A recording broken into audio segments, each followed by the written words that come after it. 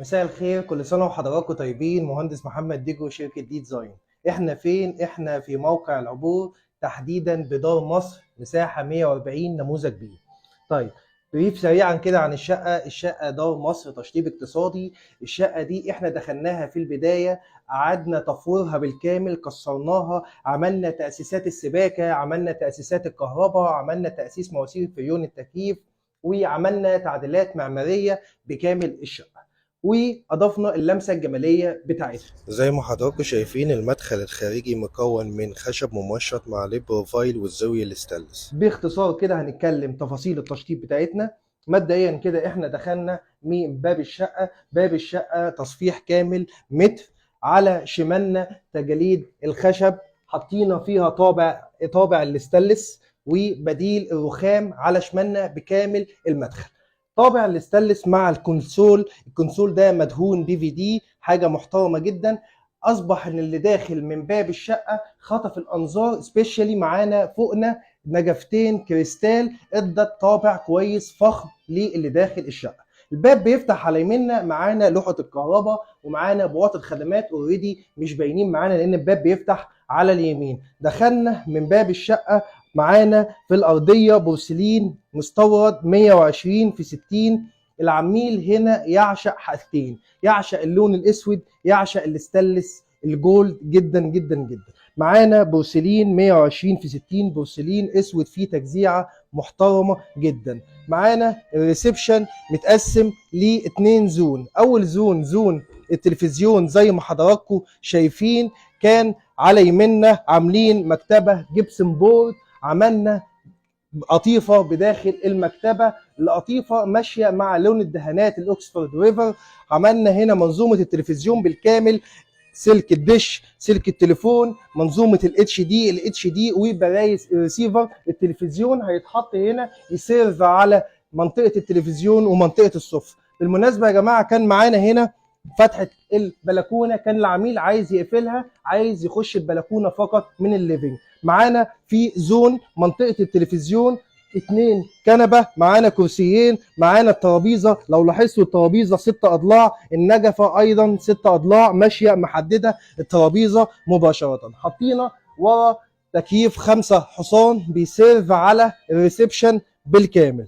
نخش على الزون الثانيه طابع الستانلس برضو مع طابع البورسلين، واخد نفس تجزيعه البورسلين. السفره متحدده بفوق بالنجفه بقطع سي ان سي، وعلى شمالنا هنا البوفيه، معانا الاتنين نيش. اصبح انطباع بديل الرخام مع السفره مع البورسلين، انطباع واخده كله واحد، شكله مناسب جدا للعميل. السفره دي بالمناسبه 6 كراسي. هنخش بعد كده على المطبخ ده كان مقفول بالكامل، احنا فتحناه مطبخ امريكان. المطبخ الامريكان اللي بقول لحضراتكم عليه اللي هو 2 ليفل.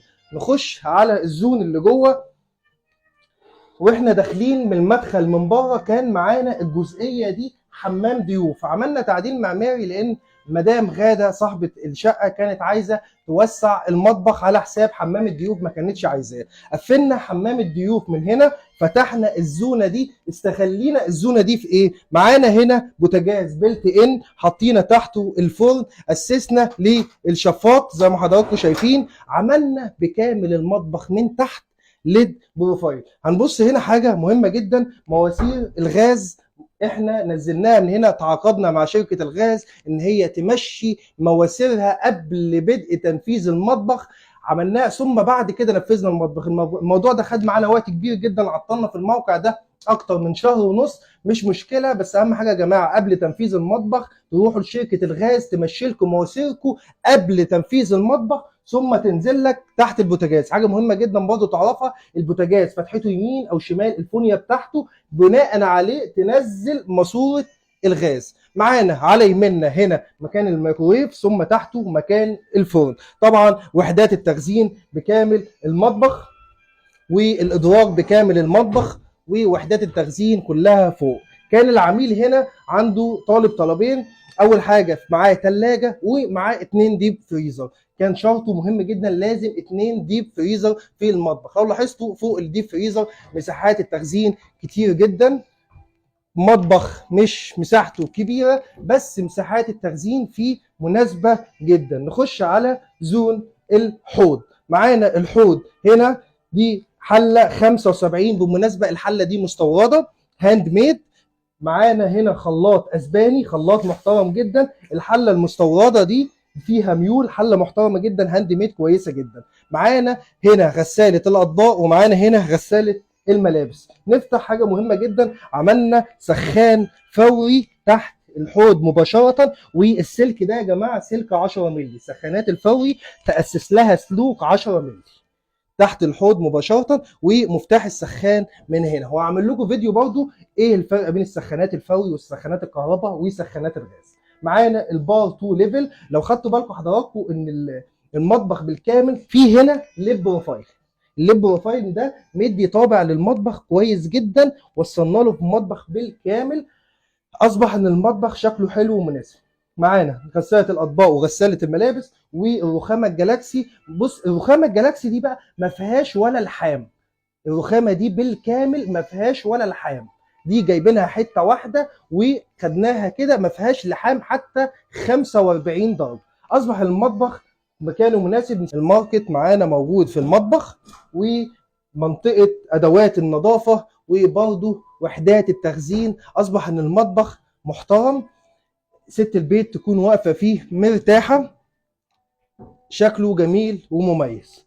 الطرقه معانا شكلها السي ان سي بالكامل. الطرقه كانت العقيله بتحب السي ان سي جدا، اصبح السي ان سي شامبين الذهبي مع البار شامبين ذهبي برضو، وخدنا طابع الاستانلس وعملنا بديل الرخام.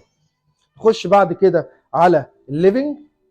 الليفنج هنا خدنا تعديل معماري زي ما حضراتكم شايفين، فتحنا في الحيطان، عملنا تجاليد الخشب في الحيطه، حطينا الركنه بتاعتنا 23 في 2 متر، اسسنا فوق الركنه مباشره مكان للتكييف. بالمناسبه هنا في المكتبه مجمعين الساوند سيستم بالكامل في الليفنج، وبتوصل هنا بالامبليفاير.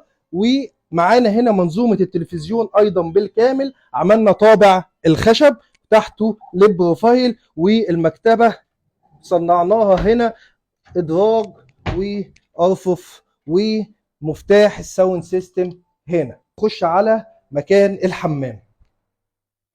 حمام محترم زي ما بلغتكم ان العميل بيحب اللون السيلفر او الذهبي. فاحنا جبنا بانيو ديورافيت، بانيو محترم جدا مستورد لسه نازل جديد، حطينا عليه قطوع فاميه.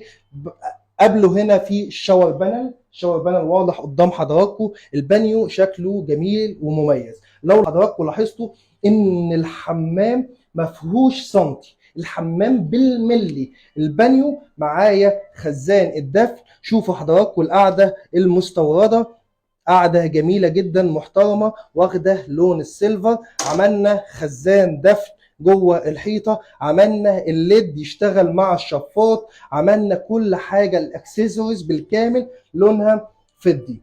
نخش على اليونت برضو اوريدي معانا مستورد حوض ديكور، واليونت سيلفر، ومعانا خلاط سار ديزاين، خلاط برضو مستورد. شكل الحمام ما فيهوش سنتي. وهنا معانا المرايه دي ديزاين الهديه مننا للعميل.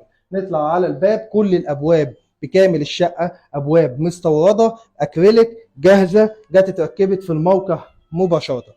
نخش على غرفه الاطفال. بالمناسبه يا جماعه التشطيب بتاعنا ان الثلاث غرف اتش دي اف الماني بكامل الشقه، الثلاث غرف. غرفه الاطفال معانا سرير متر، سرير متر ودولاب. معانا فوق الكومود احنا بنأسس لمكان هنا الساوند سيستم. اصبح ان الساوند سيستم تشغله وانت نايم، مش اللي محتاج تروح عند الاناره، انت وانت نايم تتحكم في الساوند سيستم. عملنا فيشتين للشاحن الموبايل، وعملنا اناره خلفيه ورا السرير. نخش بعد كده هنا معانا مرايه كان هنا بمناسبه بنت عندها 20 سنه فكانت طالبه مرايه هنا التسريحه، ومنظومه التلفزيون بالكامل. وايضا اسسنا لمكان التكييف فوق التلفزيون. يا باشمهندس مكان التكييف فوق التلفزيون مش انسب حاجه، بنحط قطوع خشب وما يبقاش فيه مشكله خالص. نخش بعد كده على الغرفه الماستر. الغرفه الماستر زي ما حضراتكم شايفين شكل الجبسون بورد متحدد لكل منطقه. الجبسون بورد محدد المكان التسريحه، الجبسون بورد هنا محدد مكان السرير. طيب يا باشمهندس دلوقتي انت طول عمرك بتعمل مفاتيح الاناره على منسوب 80 فوق الكومود، السرير جاي حته واحده 3 متر، فاحنا رفعنا منسوب التاسيس على متر 15 لان هنا ده متبطن ما ينفعش نخرم في السرير، فرفعناها على متر 20. اصبح الساوند سيستم برضو اللي نايم يتحكم فيه فيشه الشاحن. نروح الناحيه الثانيه،